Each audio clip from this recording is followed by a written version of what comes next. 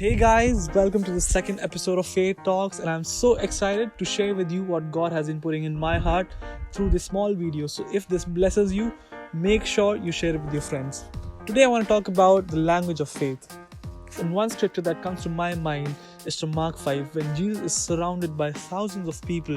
There are people who are there for healing, for deliverance, and they are his disciples. And there's this one guy called Jairus who comes up to Jesus and says, "Master, will you please come to my house and heal my daughter?"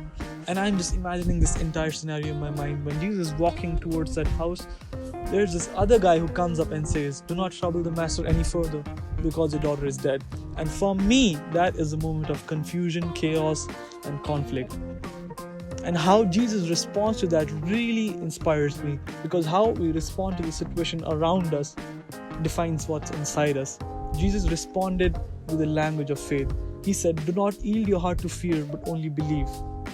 And even further, when Jesus is walking towards that house, again Jesus says, "Your daughter is not dead, she is only sleeping." Was he lying, or was he speaking the language of faith? So today I want to encourage you with this. What are we speaking when the situations or circumstances around us change, or we feel there is a lot of confusion?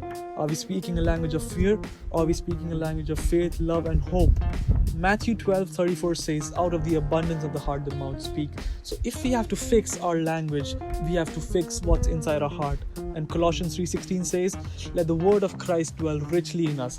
Let us constantly feed ourselves with the word of God, so that every response to the situation around us is based and rooted from the word of God.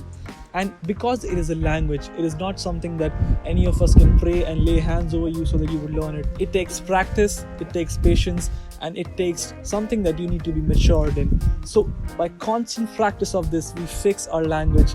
We go from speaking a language of fear to speaking a language of faith. Even though we don't see things happening around us, we constantly keep speaking on the word of God until we see them happening in our lives. So this is what I want to encourage you today with, that start to speak a language of faith.